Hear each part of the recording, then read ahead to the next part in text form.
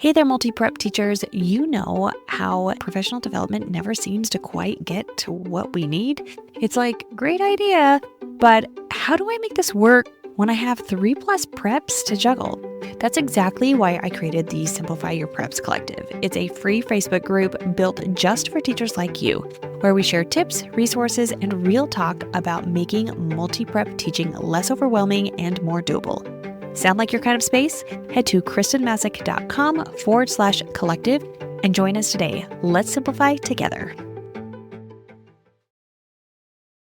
Welcome to this week's Ask Me Anything, where you can ask me anything about CTE, teaching multiple preps, being a mom, secondary teaching, being an administrator, whatever you want to ask. This is the second episode for the week, and it is only during the summer. If you have a question, feel free to send me an email at hello@kristenmasick.com or a DM on Instagram at kristenmasick, KRISTENMASSIC.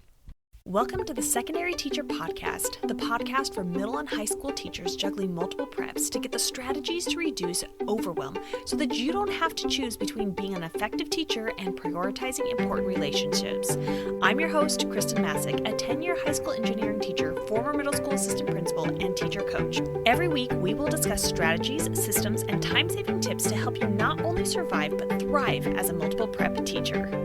Today's question comes from Kim, and she writes, "My students took an end-of-course exam, and I have the results. I've been asked to use data to drive instruction. Where do I start?"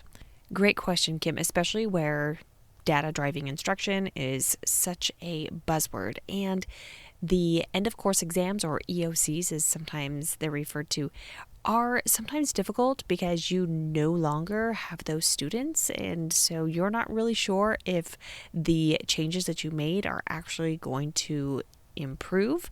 But let's get you started where we are right now in the summer.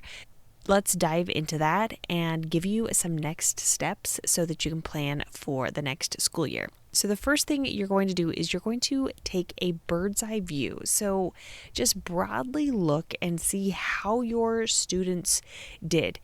Do not take it personally. First off, there's nothing you can change now as far as these students are no longer in that particular class. They might sign up again for an advanced class, or probably not the exact same class again, but they might. But really, there's not much you could do. Depersonalize it. It has nothing to do with you. And these students, this is just the facts. This is how they performed at the end of the school year. And there are a bunch of different things that can alter how they did on that, which is why an EOC isn't the best, and it shouldn't be the only data point that you use. But let's just take a look at it because that's what we've got. How did they do overall?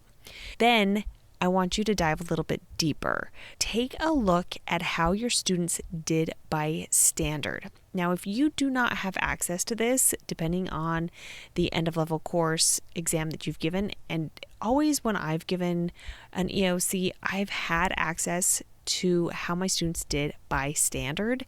Ask. You need to find out how they did by standard, because if somebody is just giving you the raw score or that ending score of how they did without actually breaking it down, there is no way that you can drive instruction from that. You can't really alter anything because you have no idea what it was that they needed to change. Now, there are a couple of things that I want to let you know or remind you of about creating these assessments and the group of people who create these assessments. Remember that all of your standards may not be assessed via a test. Like, it might be very difficult. So for example, safety and whether or not a student passes 100% on a safety exam may not be a way to assess that. There might be some drag and drop, but there are some things that are more difficult, like whether or not students are collaborating well with one another, that you cannot assess on an EOC. You want to look at which standards they have been able to assess. Now, I want you to also see, you figured out, okay, how did your students do by standard, but dig a little bit deeper as well and figure out how many questions were asked per standard. because that is also telling of the committee who put together the EOC what they valued as far as which standard they valued, and it may not align with what you think. Now, you can decide whether or not that needs to be realigned, but just have an idea of that as you also go into that.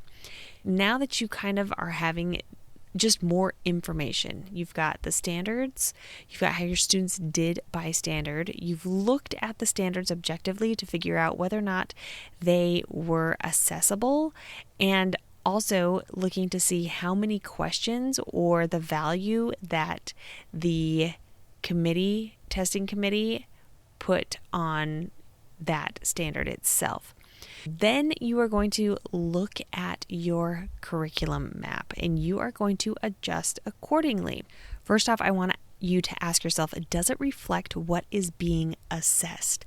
Perhaps when you put together your curriculum map, maybe you left out some standards that you didn't think were as essential, and turns out the test writing committee put an emphasis on that particular standard and added a bunch of questions. Double check that first.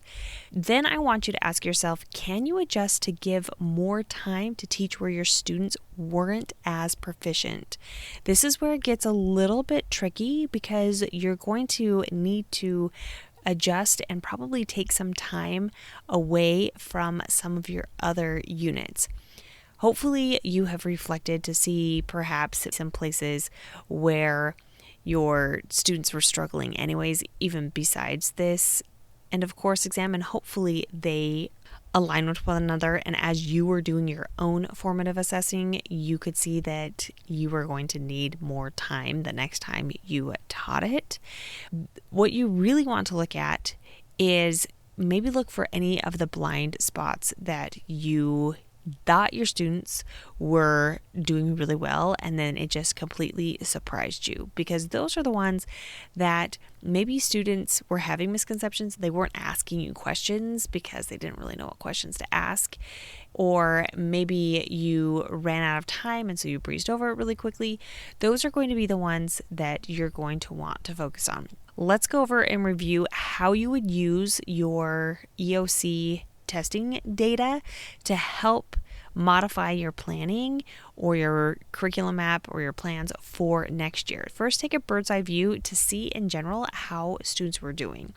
Drill down, look by standard, and find out specifically which standards your students needed more help or more time in order to become more proficient in, and then adjust your curriculum map accordingly.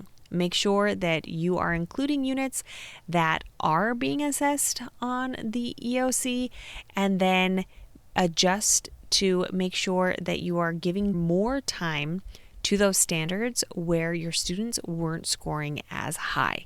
Thank you so much for your question, Kim. I hope this helps you in your planning for the next school year. If you found this episode helpful, someone else may also, one of your colleagues, you can tag me in an Instagram story at Kristen Massick, KHRISTENMASSIC. And if you have any questions yourself, make sure to send me a DM or an email. Until next week.